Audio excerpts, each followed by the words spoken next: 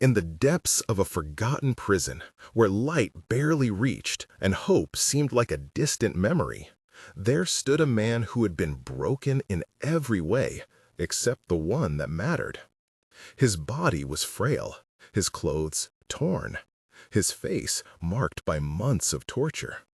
But his eyes still burned with something his captors couldn't understand.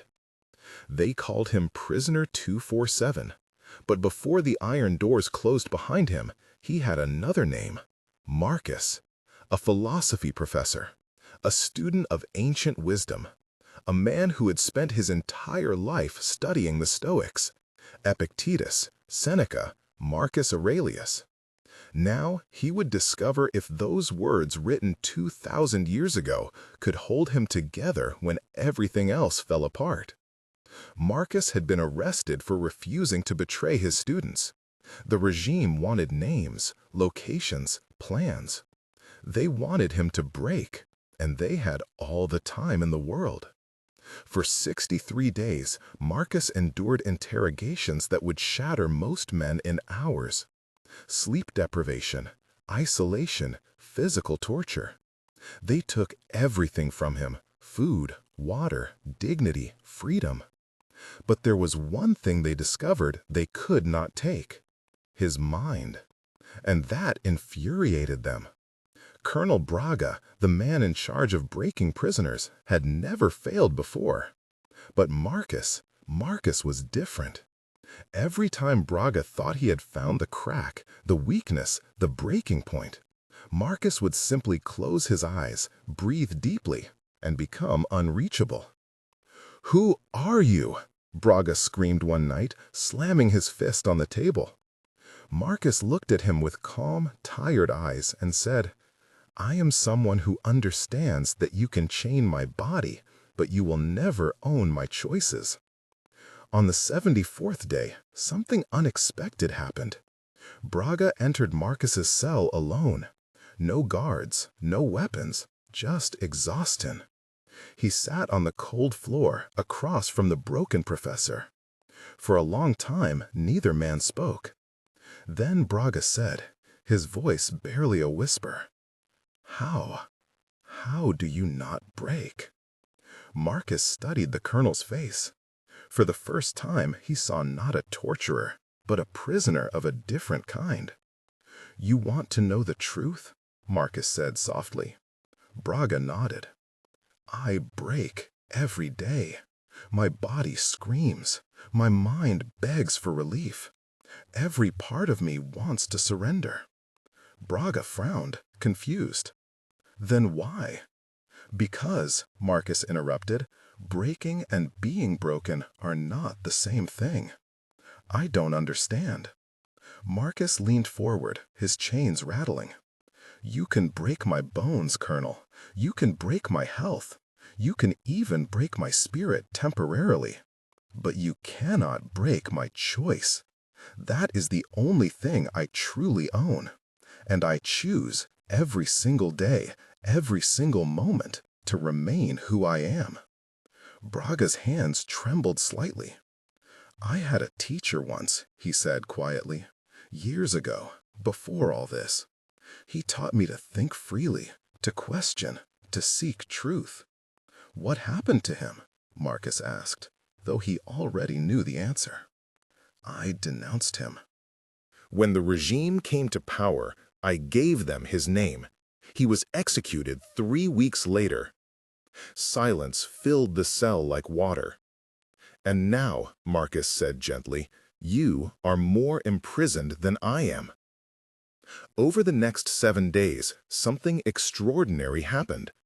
Braga kept returning to Marcus's cell, not to interrogate, not to torture, but to learn. And Marcus, even in chains, became a teacher once more. "Listen carefully," Marcus said on the second night. "Everything can be taken from a man but one thing, the last of human freedoms, to choose one's attitude in any given set of circumstances. Those aren't my words. They belong to Viktor Frankl, a man who survived concentration camps. But the Stoics knew this truth 2,000 years before him. Right now, in this cell, I have almost nothing. No freedom, no comfort, no safety. But I have this moment. And in this moment, I can choose. Will I be a man of integrity, or will I betray myself to escape pain? That choice, that one choice, is the only real power any of us ever has. Braga listened, his eyes distant. But what if the pain is too much? He asked. Marcus smiled sadly. The pain is too much. It always is. That's not the question. The question is, who do I want to be while I suffer? You think you control much, Colonel, Marcus said another evening. You control this prison, these guards, my body. But you control nothing that truly matters. Epictetus taught, some things are within our control, and some things are not. Your actions, your choices, your character, these you control.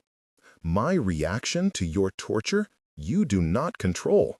My thoughts, beyond your reach. My values, untouchable. The wise person focuses all their energy on what they can control and releases everything else.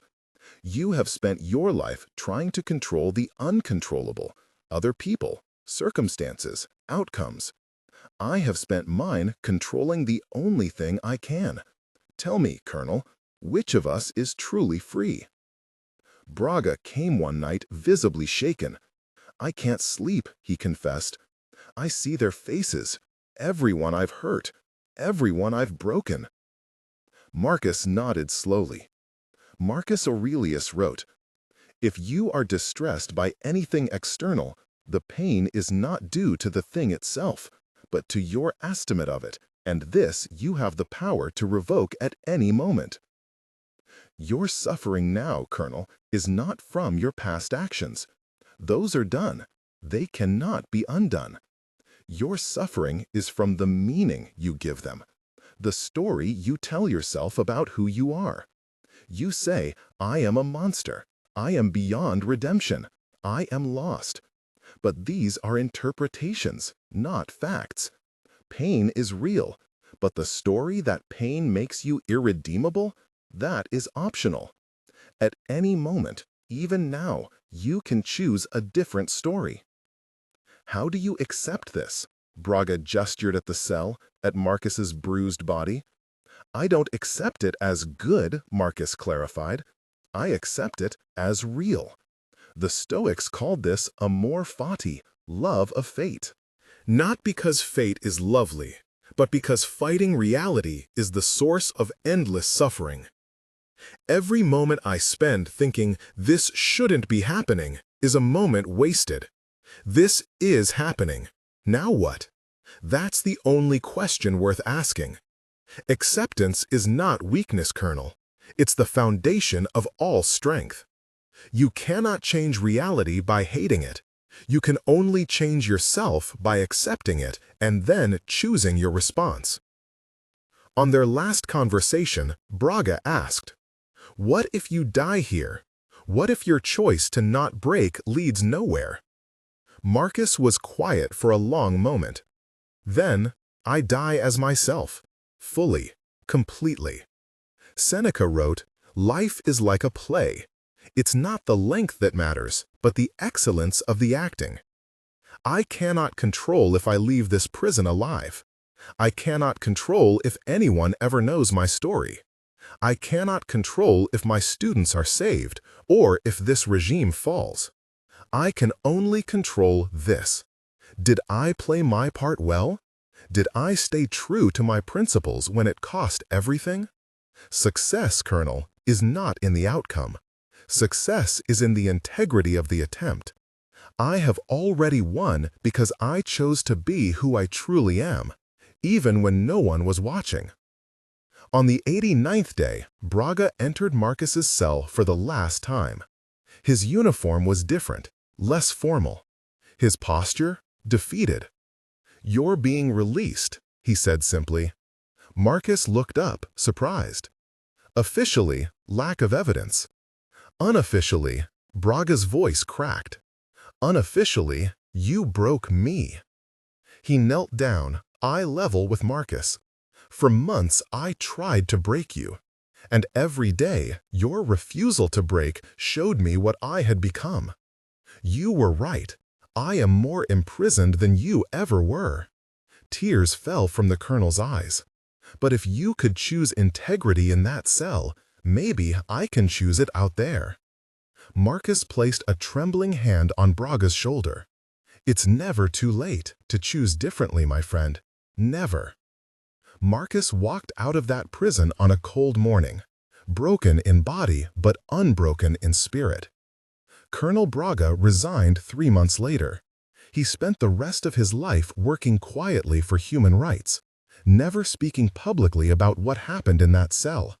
But he carried Marcus's lessons until his last breath. And Marcus? He returned to teaching. His students noticed something different about him, a depth, a presence, an unshakable calm.